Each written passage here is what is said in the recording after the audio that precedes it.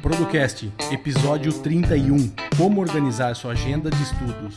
É isso aí, sejam muito bem-vindos aí a mais um episódio semanal do seu podcast sobre produtividade, organização, gestão do tempo. E então a gente está aqui hoje novamente, eu e o Vander, para falar para vocês de um assunto muito interessante, né? A gente tem uma diferença aí de alguns ouvintes que a gente percebe pelo que a gente conversa de idade, e esse negócio de estudos vai ser muito legal para a gente ver esse gap que existe aí entre quando eu e o Vander estudamos e quando muita gente que está ouvindo aí as mudanças rápidas e grandes que a gente teve aí na vida, né? Então, vamos falar aí, vamos começar já agradecendo aí algumas pessoas que deixaram comentários, passando um pouquinho dos números que a gente teve aí no mês de setembro. Então, o podcast vem mantendo aí o número de ouvintes, né? A gente teve quase o mesmo número de ouvintes do mês de agosto, quase 13 mil ouvintes. A gente está quase 200 membros lá no grupo no Telegram. Começamos um teste aí, e a gente quer um feedback de vocês também lá no YouTube. Então, a gente está transformando aí, jogando o áudio lá no YouTube também, para também conseguir expandir, né? Chegar a mais pessoas aí por meio do YouTube. Então, a gente está começando a colocar os episódios lá em ordem. E em breve teremos uma área de membros. É isso aí, fiquem ligados. Várias coisinhas interessantes aí, bem personalizadas.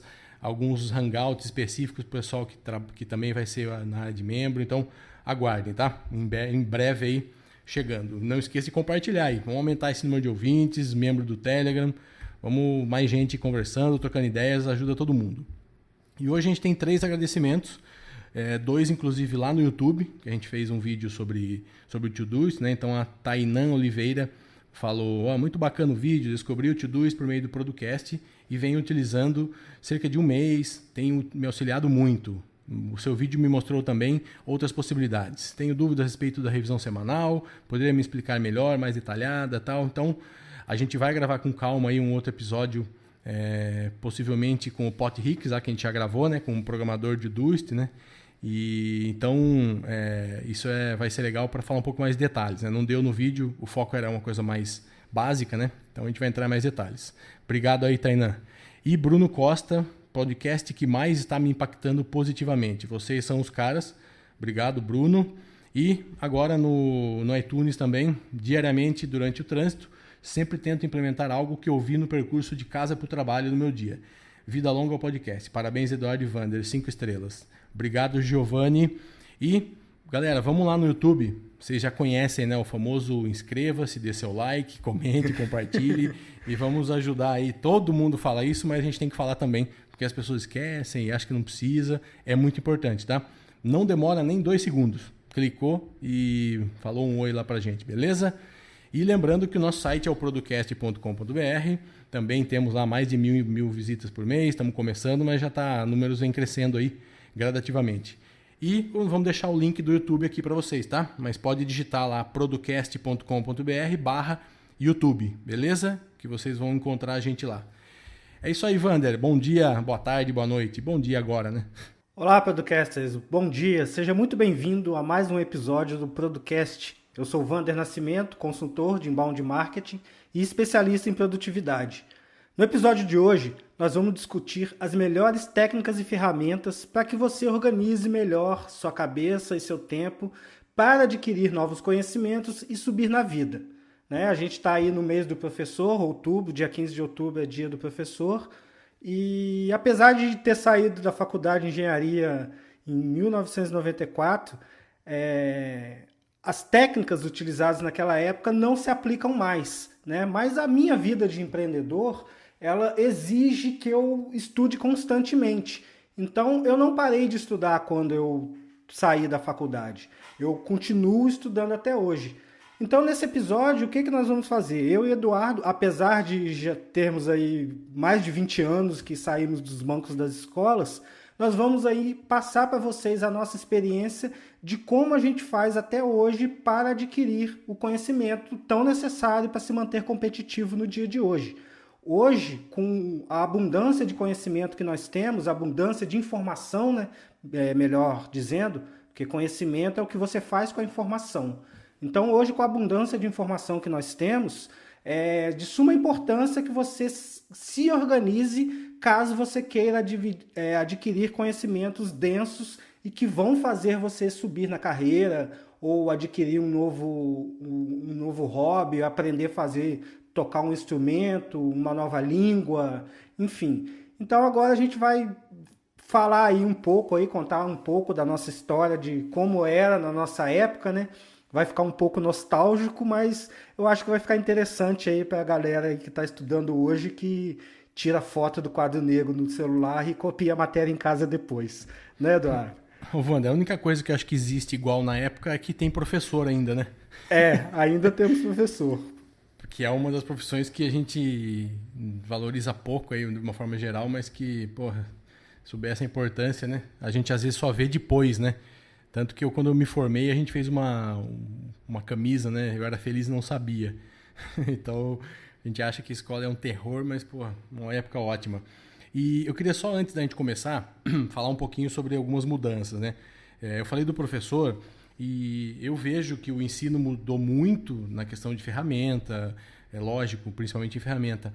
Mas, cara, se você pegar uma foto de, sei lá, 100, 200, 300 anos atrás, é a mesma coisa que existe. É o professor, as pessoas sentadas, e aquele mesmo método, aquele mesmo formato. Então, a gente vê muita discussão sobre isso hoje no Brasil e no mundo, né? Será que é isso mesmo? Será que um moleque hoje de 10 anos, 12 anos, 15 anos consegue ver naquele ambiente professor, mesa e tal, um ambiente legal? Assim, será que aquilo ajuda no estudo? Então, é uma coisa difícil, complicada, que é um outro tema, mas assim, é difícil, né? O estudo hoje em dia tá... A gente vê a molecada muito dispersa, tal, tem várias outras coisas que são difíceis, né? E às vezes não é só um computador e um tablet que resolve isso, é o sistema de maneira geral, né? Exatamente. E o Wander falou sobre estudo, eu acho que a primeira coisa é o seguinte, para mim, quando o cara fala que não precisa estudar, não sabe nada, já sabe tudo, tal, é o começo do fim. Quem fala que sabe tudo, já para mim é o começo do precipício, assim. Eu acho que a gente tem que morrer aprendendo. E o gostoso é que depois que você se forma, depois que você tem uma profissão, ou depois que você está numa vida adulta, você pode escolher o que estudar. Então isso para mim, eu nunca gostei de estudar na minha vida o que era obrigação, mas eu adoro estudar outras coisas. Então assim, o conhecimento de maneira geral para mim é legal. Então eu adoro fazer de tudo, mas que eu gosto. Ou que eu vejo que aquilo lá vai me fazer bem. Então é diferente de você estudar álgebra, um cara de humanas como eu, entendeu? Então eu fiz porque precisava. Mas hoje eu estudo muito questão de humanas, questão de relacionamento, de comunicação, de empreendedorismo. Então, estude o que vocês quiserem, não parem, tá? E cuidado com a informação, né? Hoje Exato. É um perigo. Isso tem que ser complementar, né? Hoje, o que acontece? Eu estudo administração há 20 anos, né? Eu tenho que estudar administração há 20 anos porque eu sou empresário. E isso para mim é um prazer. Né? Diferente de lá no curso técnico, que eu fiz um curso técnico no qual eu ficava o dia inteiro na escola, tinha aulas de manhã, de tarde e de noite durante 3 anos, e ali eu aprendi tornearia, aprendi sistema métrico, enfim, eu aprendi toda uma base matemática sólida, mas eu não gostava de geografia naquela época, eu não gostava de história naquela época. E hoje, o que eu faço me obriga a estudar mais história, me obriga a estudar humanas, me obriga no marketing, né, que hoje eu trabalho com marketing.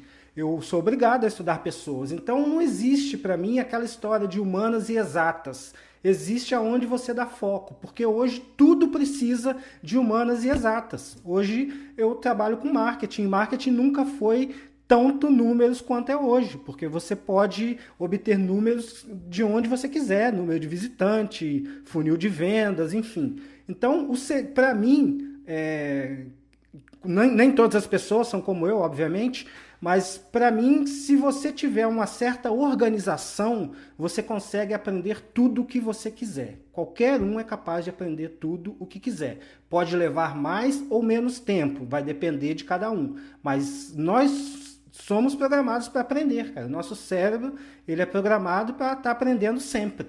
Então, como o Eduardo disse, depois que você já está maduro, já tem uma profissão, aí escolher o que estudar é muito prazeroso. Então, por isso que a gente está fazendo esse episódio hoje para passar para vocês aí como que a gente faz, que a gente não deixa de estudar. Só não frequenta mais sala de aula, né? Mas a gente estuda.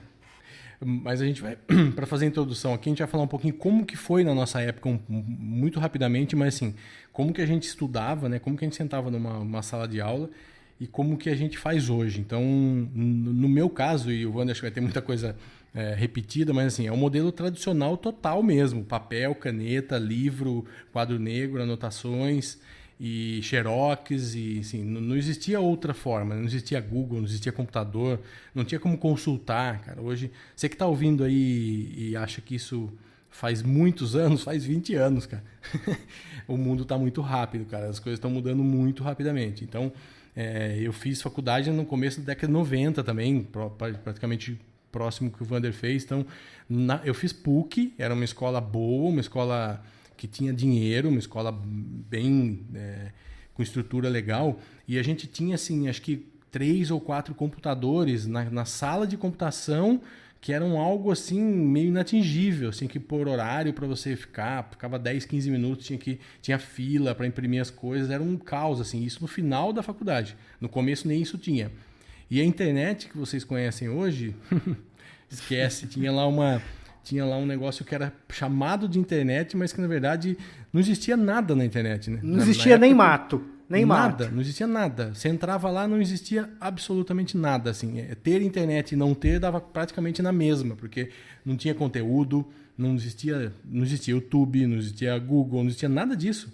Então, era o bebezinho nascendo lá, né? Então, era praticamente isso que a gente fazia. Então, transformando isso hoje, transportando isso para os dias atuais, o que eu percebo? Eu percebo algumas coisas que a gente vai falar mais para frente, mas na parte psicológica do negócio, tá? Eu percebo que naquela época eu retinha muito mais informação de algumas coisas por eu ter a obrigação de anotar. Puta, é chato pra caramba e tal. Tem muita gente que acha, né? Tem gente que gosta, mas infelizmente, queira ou não, funciona para muitas pessoas anotar, tá? A cabeça da gente tá focado ali quando você anota. Você está escrevendo alguma coisa diferente de você estar tirando uma foto. Porque tirar uma foto, você pode ficar a aula inteira conversando e tirar uma foto e ir embora. Não adiantou nada.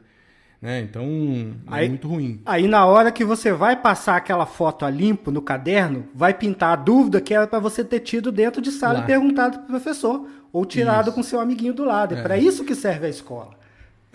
E aí você está lá anotando, então o professor fala alguma coisa, você anota, você separa e fala, nossa, mas será que isso aqui é isso mesmo? Mas como que é? Ele está te fazendo a pensar. Você está estudando ali, na verdade. Você já está estudando, né? Então você ganha tempo. E isso acontece comigo, por exemplo. Eu me forcei a usar digital durante uns 3, 4 anos da minha vida. Eu falei, não, vou usar só digital. E em reuniões levava só o computador ou um iPad e tudo isso. Eu percebi que deixa a desejar. Você ganha algumas coisas, mas você perde muitas outras. E eu acho que o que a gente perde vale mais. Então, voltei a ter o meu caderninho aqui que eu anoto. E aí, quando você quiser tirar uma foto, depois jogar para um Evernote, para um Google Drive, para onde for, ok, para você guardar. Mas você passou aquilo ali já está registrado, você lembra daquilo. Então, hoje, eu faço muito isso. Eu faço os meus cursos online, faço cursos presenciais também. Uso muito, muito YouTube. Assim, o YouTube hoje, para mim, é um canal que se você souber procurar, você tem uma forma de estudo. Uso muito livros seja digital, seja físico. Gosto mais de livro físico para coisas de negócios, eu gosto de anotar, para voltar a pesquisar, deixar do lado da mesa aqui. Romance e tal, isso eu prefiro ler online, eu prefiro ler livro digital. Mas o que é de business mesmo, normalmente eu compro. Eu gosto de comprar, eu acho que para mim funciona melhor, tá? E assim, mudou muito, né? Então hoje a gente quase não precisa presencialmente estar no lugar para se informar, para estudar, para crescer, né? Então, a gente tem muito grupos de estudo fechado, o pessoal que compra cursos aí se reúne, você está dentro de um grupo de Facebook fechado ou de um WhatsApp, sei lá, onde você troca informações. Então, sabendo escolher, cara, hoje não dá para falar que você não tem condições de aprender nada, né? Hoje é possível aprender com muito pouco. Com muito pouco, que eu digo assim, pouco recursos. Um computador básico já é possível, um iPad simples, um computador celular. Então, é isso que eu queria dar de depoimento aí. No meu caso, na minha época, que é semelhante, né? Eu comecei a fazer o curso técnico em 1987, estudei de 87 a 89, fazendo curso técnico, e em 90 eu entrei para a faculdade. E nesse período, como que eu estudava? A gente era obrigado a ser um pouco autodidata, né? Porque eu tinha aula de manhã, de tarde e de noite, né? Matérias técnicas, matérias do segundo grau e normas, a BNT para decorar, e aquilo não estava sempre à mão. Eu tinha que atravessar uns 3 quilômetros a pé para chegar na biblioteca do escritório central da CSN para poder requisitar lá uma norma qualquer para tirar uma xerox para poder estudar para uma prova.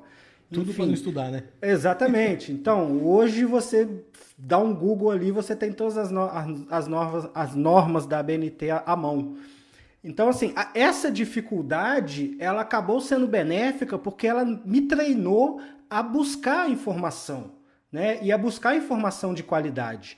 Na época, existiam enciclopédias, né? Não sei se a galera ainda conhece, mas existia a Enciclopédia do Estudante, a Enciclopédia Conhecer. Essas duas, elas eram vendidas em fascículos semanais. E ao final de X fascículos, meu pai levava para encadernar. Então, o que aconteceu com isso? Eu li 2 enciclopédias, cara. Porque toda semana meu pai chegava com um fascículo novo e eu li aquilo tudo. No final, depois que encadernou, eu ainda tenho a Enciclopédia do Estudante aqui em casa até hoje, eu praticamente li todas 2 enciclopédias. E tinha a Barça, né? A Barça era a enciclopédia da galera mais rica, né? Eu, como sou filho de operário, nós tínhamos essas 2. A Barça era interessante. Dá um Google aí, quem não sabe o que é Barça. A Barça, na época, era vendida como todo conhecimento do mundo estava na Barça. Olha só, hoje o Google tem isso como missão de empresa, né? Organizar e catalogar toda a informação do mundo. E aquilo estava tudo na Barça. Aí você vai me perguntar, poxa, Wander, mas e os acontecimentos? Como é que isso era atualizado? Pois bem, quando você comprava a enciclopédia Barça, você tinha uma opção de você assinar a atualização anual, que vinha um livro do ano. Aí em dezembro, por exemplo, 1986, vinha lá o livro do ano de 1986. Aí tudo que aconteceu no ano de 1986 estava nesse livro do ano. E assim você se atualizava com as coisas do mundo. Jornal Nacional, Fantástico e a Barça uma vez por ano. Então, nesse ambiente de informações restritas, a gente tinha que ser muito bom para querer aprender alguma coisa, tinha que correr atrás, né? Dava trabalho. E hoje a coisa ficou mais fácil. Então, o que eu quero passar para vocês hoje? Hoje, a forma com que eu busco conhecimento, ela continua sendo bem seletiva, né? Eu não busco qualquer coisa, mas eu já fui treinado para isso. Então, a estratégia que eu uso hoje, eu tenho aí algumas ferramentas e alguns processos que a gente vai te passar agora passo a passo para que você também consiga implementar, né? E a gente vai manter aí o compromisso de todo episódio ser prático e você poder implementar e já sair ganhando em produtividade. Eduardo, dá uma palha aí para a gente aí, como que você faz hoje, né? E como que a gente vai trabalhar isso daí agora. A gente dividiu aí em nome, né? Virou uns passos para organizar a jornada do conhecimento, 6 passos. Isso, A gente dividiu mais ou menos como a gente costuma fazer. A gente vai falando sobre opções e como a gente faz no meio para ficar mais prático. Então, a primeira coisa de tudo, se você trabalha com um método de produtividade como o GTD, por exemplo, você sabe onde você quer chegar.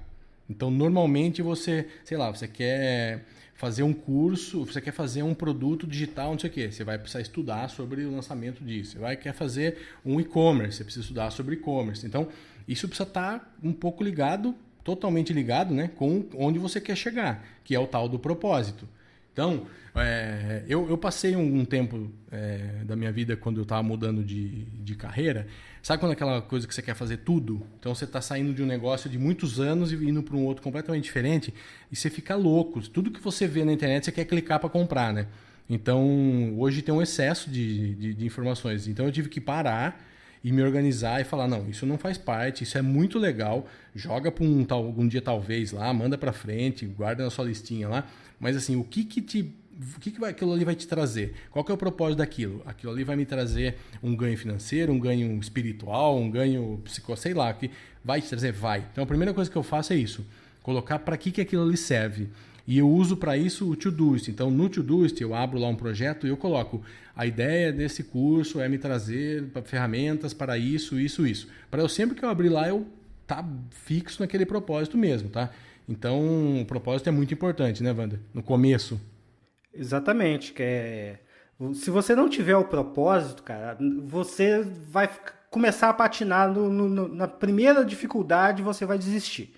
Né? Porque o propósito ele tem que estar acima das dificuldades. O propósito tem que ser o seu objetivo final, a sua meta final. Então, tendo isso claro na sua mente, você não vai ser... você pode até ser desviado durante o caminho, que é natural. Você pode, de repente, traçar um caminho e ir por outro que pode ser mais fácil, ou mais simples, ou mais rápido, mas você tem que ter sempre o objetivo em mente. Por quê? Porque sem objetivo em mente, você não vai chegar a lugar nenhum. Vou ler aqui, por exemplo, os meus objetivos em 10 anos. Tá? As perguntas que eu faço para daqui a 10 anos. Que sucessos eu quero alcançar? Que tipo de liberdade e recursos eu quero ter? Leia-se financeiro também. Quanto eu quero estar trabalhando? Né? Quanto de tempo? Como estará a minha saúde? Que outros aspectos de lifestyle eu quero ter? Né? Então eu me faço essas perguntas e a partir das respostas dela eu vou definir o meu objetivo. Então a partir daí eu vou traçar o que eu preciso aprender para chegar e executar esses objetivos. Né? Então o primeiro passo aí, o segundo passo, depois do propósito, é a definição da estratégia. Né? Então aquela estratégia clara, quero passar no concurso da Polícia Federal. Não sair fazendo, né? Isso. Aí quero passar no concurso, né? Então você vai ter que entender que raramente uma pessoa vai passar no primeiro concurso. Você vai pesquisar, vai conversar, vai ver quanto tempo em média quantos concursos a pessoa faz até passar. E diante disso, você vai definir uma estratégia. Então, suponhamos que a sua estratégia seja, em 4 anos, passar no concurso da Polícia Federal. Né? Então, você vai ter 4 anos para estudar. Você vai montar um mapa mental, né, com isso tudo, com as matérias que você tem que estudar, com as mais cobradas, e você vai expandindo esse mapa mental. Isso daí vai virar uma teia de referências, mas estarão todas organizadas por assuntos, por tema e por categoria, por cores, isso tudo dentro de um mapa mental. Tá? Depois que você pega o mapa mental, você vai ter que ter alguma técnica ali de Pomodoro para você poder estudar e conseguir manter o foco e alguma técnica de memorização. Né? Tempo, né? Para ganhar tempo, exatamente. Então, talvez você vá ter que fazer uma leitura dinâmica, talvez você vá ter que, sei lá, aprender a ler inglês mais rápido, porque o conteúdo das matérias mais interessantes que reprovam mais, esse conteúdo pode estar em inglês, né? Então você já ganha uma vantagem competitiva. Então isso tudo seria na definição da estratégia. A estratégia é você pegar as ferramentas que você tem e organizá-las de forma que você possa utilizá-las para chegar lá no seu objetivo, aonde você quer chegar. E depois disso, o que você tem que fazer? Você tem que definir uma rotina, né, Eduardo? Senão fica perdido, né? Eu uso bastante mapa mental no início. Então, quando eu estou definindo estratégia, eu coloco tudo... Para mim, é o que eu chamo de brainstorm, né? O mapa mental, para mim, funciona muito como uma imagem geral, assim, do que eu tenho que fazer. Ali eu consigo ter ideia do todo, do tamanho do negócio, o que envolve, que áreas envolve e tal. Então, a partir daí... Para mim, eu volto no Todoist que está lá meu projeto e coloco as etapas, os projetos que tem que ser feito, quando tem que ser feito. Então, eu já volto para lá. Então, o mapa mental para mim é fundamental e E o mapa mental é uma coisa meio viva também. Eu faço e com o tempo você vai tendo coisas novas. Você lembra ali de fazer uma coisa nova, surge um curso novo, sei lá, surge um vídeo novo. Eu vou colocando algumas coisas ali. Mas é importantíssimo essa estratégia. E a rotina, infelizmente ou felizmente...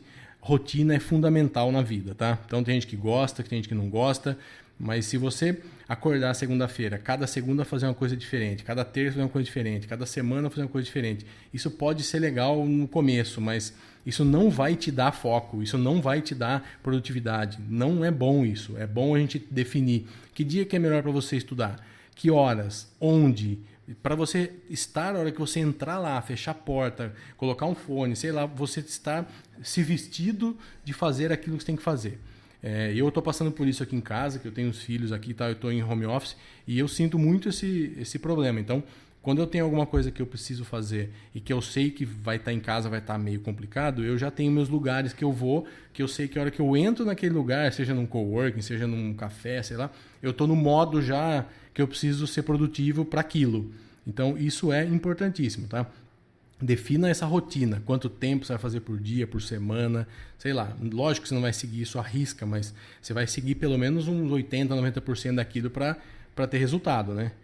E como que você faz aí, Wander, depois disso? Você usa o quê? Que ferramentas que você indica aí para a galera? Então, aí depois que você sabe onde você quer chegar, definiu sua estratégia, já sabe dias e horários que você vai estudar e os locais que você vai estudar, você vai precisar das ferramentas. No meu caso, eu uso mapas mentais, né? Eu uso uma ferramenta de mapas mentais. No caso aqui eu uso o MindNode, mas é só para Mac e iOS. Eu uso o Todoist para criar o projeto também e criar as tarefas decorrentes desse projeto. E o mais importante é a fase de coleta e armazenamento e gestão desse material de estudo, porque é aí que todo mundo se embanana, né? Então, o que eu faço? Eu defino uma única ferramenta para coletar os links das páginas que tem a ver com o que eu vou estudar. Então, para isso, eu uso uma extensão do Pocket. O Pocket é um leitor, né, que você marca para ler depois. Todos os navegadores têm essa função de ler depois. O Google Chrome, o Safari, enfim, eles têm essa função de ler depois. Mas eu utilizo o Pocket. Por quê? Porque eu posso ler no celular, ele já tira a formatação ali, tira as propagandas e eu leio só o texto. Se o que eu li, eu coletei na internet, o que é interessante, e joguei para o Pocket. No Pocket está tudo desorganizado. Na revisão, que eu vou lendo aquele artigo e vou ver a importância dele, aonde que ele vai encaixar no meu fluxo, eu exporto esse artigo já em PDF para o Evernote. Por quê? Eu uso o Evernote também para criar um caderno do que eu estou estudando. Eu não utilizo o Google Drive muito para estudar. Eu utilizo mais o Evernote. Então o fluxo fica assim, eu vejo um material importante na internet, eu capturo para o Pocket para ler, filtrar e jogar no Evernote, que é o material de referência para aquele estudo, para aquele projeto. Se o material já estiver selecionado, eu jogo direto para dentro do Evernote, né? Ele não passa pelo Pocket. Se eu estiver lendo um livro no Kindle, por exemplo, que tenha a ver com o projeto, eu vou marcar todas as notas que eu faço no Kindle, eu consigo exportá-las para o Evernote. Né? Como você lê no livro físico e você vai marcando ali de amarelo, o que você faz no Kindle tem uma ferramenta que você consegue exportar essas notas para o Evernote. Então eu faço isso.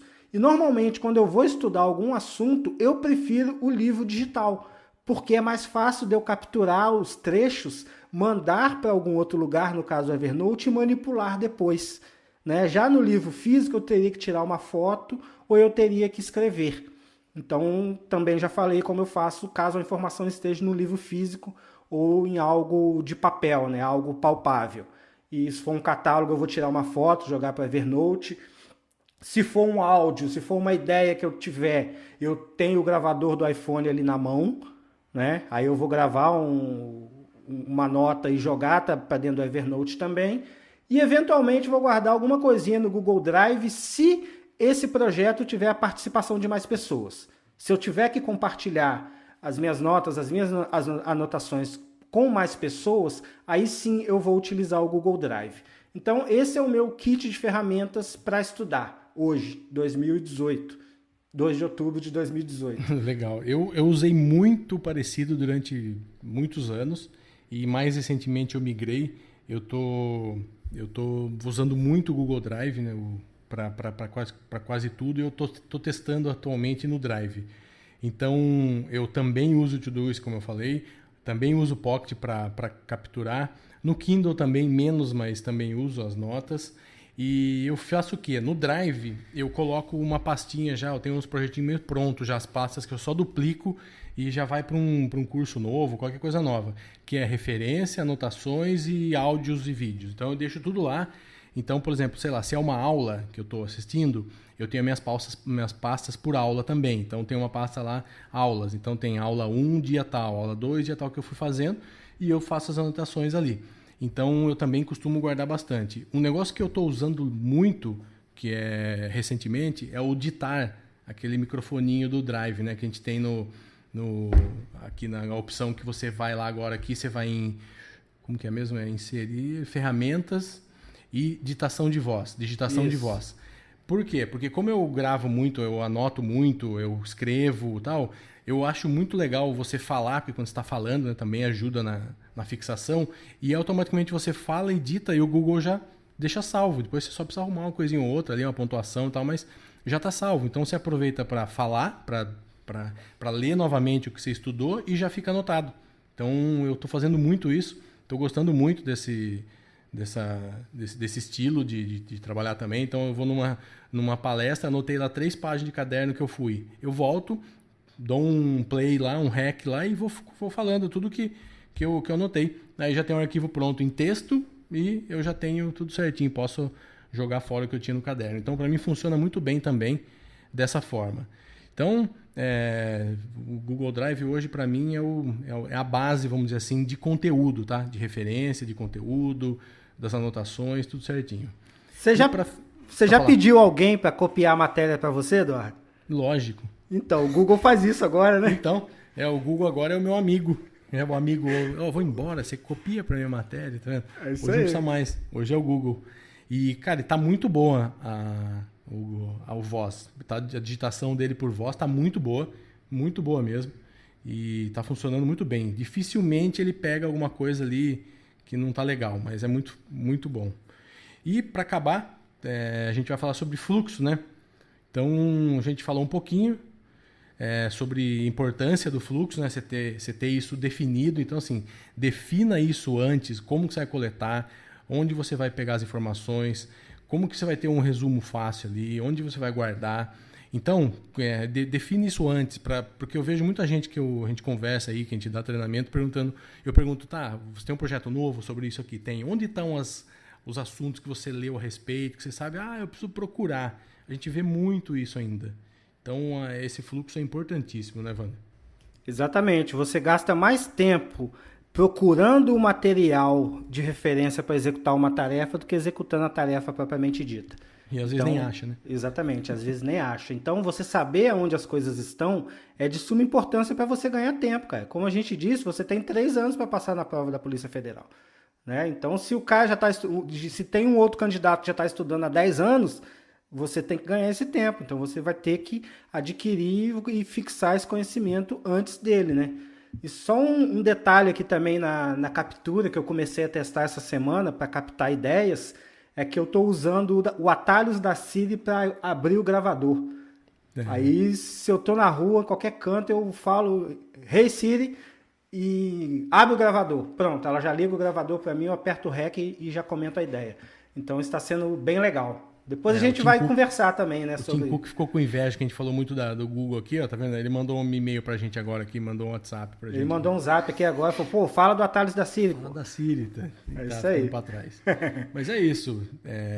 A gente vai terminando por aqui. Qualquer dúvida, vamos continuar o papo lá no Telegram, que a ideia aqui é passar um pouco do que a gente viveu e como está hoje, as novidades, como se informar, como ser mais produtivo também nos estudos, né? E aqui não é estudo de colégio, faculdade, é estudo. Então, assim, a gente estuda o tempo todo, né? Então, é isso. Deixo o meu abraço aí, você que ouviu até o final. Uma boa semana para todo mundo e tchau. Um forte abraço aí, até a próxima semana e tchau, tchau. Não esqueça de ir lá no canal do YouTube, deixar seu comentário lá nos vídeos, dar o seu like, dar o joinha, clicar no sininho, fazer esse procedimento todo aí. Um forte abraço, tchau, tchau.